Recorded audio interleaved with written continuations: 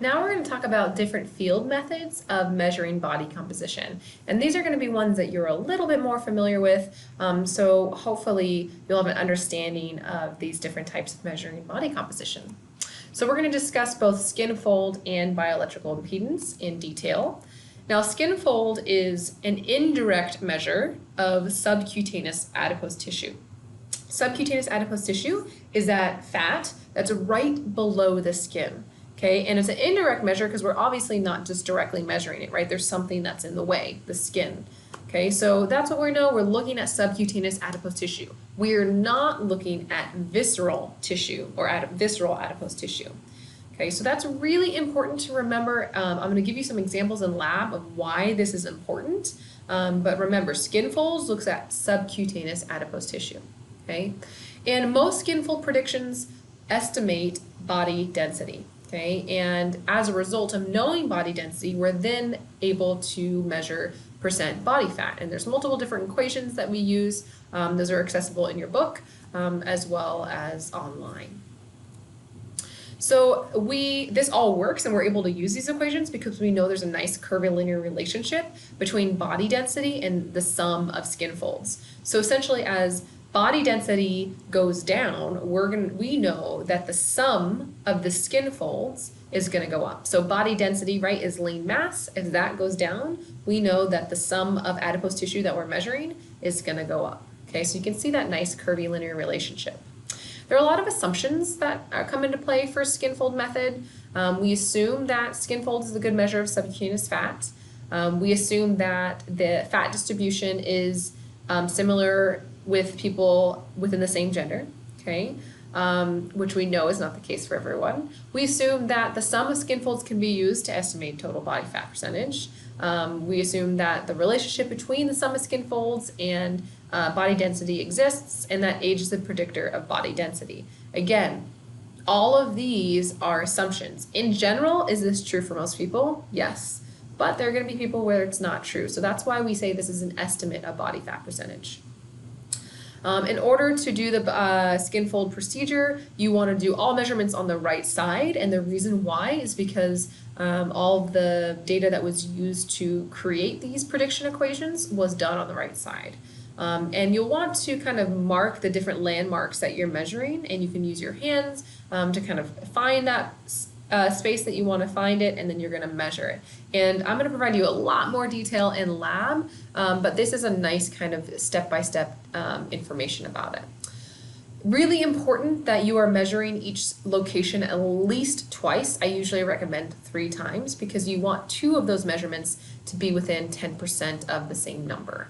Okay, and you want to take them in a rotational order. And what I mean by that is that you're not going to do 3 tricep measurements in a row, right? You're going to rotate between your tricep and your abdominal and your quad, okay? And then you'll do those 3 times, okay? And it takes a lot of practice to be good at this, and that's why we're doing a lot in lab, and hopefully you can practice your skills in open lab as well. So there's sources of error, just like any estimation, right, for skin folds. But the biggest source is us as the technicians, and it's based on our skill as well as if we're doing it at these or measuring them at standardized locations. So what I mean by this is sometimes they want us to do a 7 site, sometimes they want us to do a 3 site. So I always recommend once you're training clients, choose which type you like to do, either 7 or 3 site skinfold measurements, and stick with that, and you'll get really good and consistent at those measures.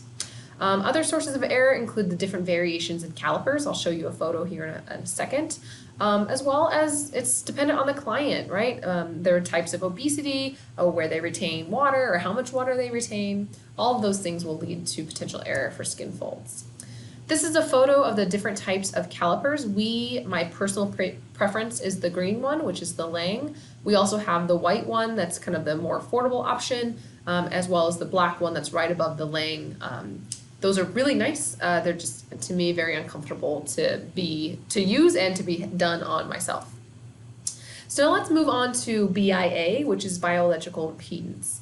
And basically what we know with bioelectrical impedance is it's measuring how much opposition exists to an electrical current, a very low level of electrical current. Okay, so it basically says that adipose tissue increases the resistance to the current. So if we do BIA and we see a lot of resistance, we are assuming that that person has more adipose tissue. Okay, it also says that total body water, or TBW, decreases resistance to the current. Okay, so if these two things are the primary things that go into estimating body composition with BIA, we're going to want to control for some of those things, mostly total body water. Okay, and so again, fat-free mass can be predicted from total body weight, and we know that bioelectrical impedance directly estimates fat-free mass and total body weight. So here are some assumptions of BIA. It assumes that every human has a cylindrical shape, which we know it doesn't, and assumes that that shape is directly related to their height and cross-sectional area. Again, that doesn't always exist. And it assumes that our tissue is a conductor or insulator of electrical pulse, right? Some other assumptions include that the flow of the current in the body will follow the path of least resistance. That's how this works, okay? And then it's based on this equation. And this is one of those things that I realize you're probably never going to say this equation to your client, but I just want you guys all to know that it's all based on science, right? So this is the equation that's used to help estimate body fat percentage. Now there's different types of BIA. There's your traditional, which is when you're laying down and you're putting kind of electrodes on hands and feet. I'll show you a photo of that here in a moment. That's a single frequency BIA. There's multi-frequency BIAs that are multiple segments, so it's rather than just the hand and foot, it's different places on your body. But most commonly, you're going to use the ones that are kind of your home use. Your handheld, right? You've seen that in lab, as well as your foot-to-foot scale. We actually have the in-body, which is hand and foot as well. So this is a picture of your traditional, right? This is kind of a hybrid of both. But this is going to be what we tend to see. This is at your at-home model or in-lab model, okay, of your handheld device.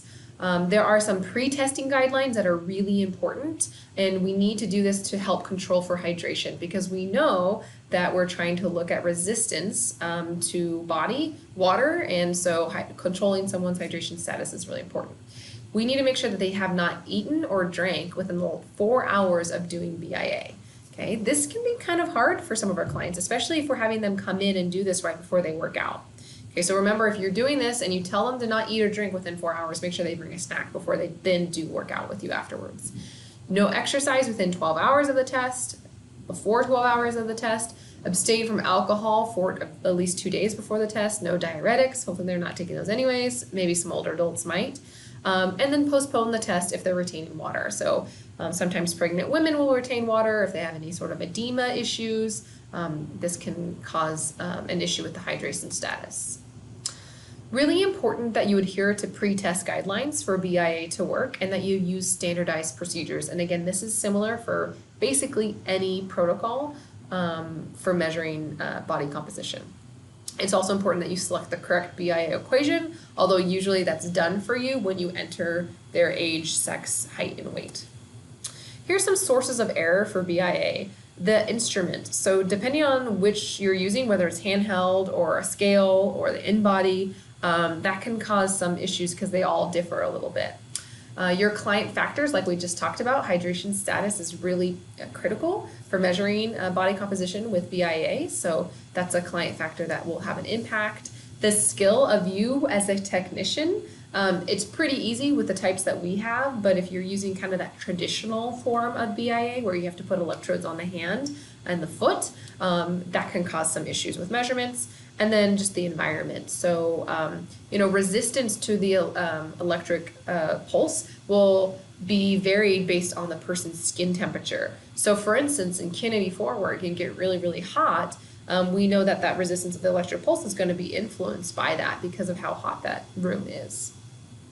So now we're going to pause, and my next video is going to be about anthropometry.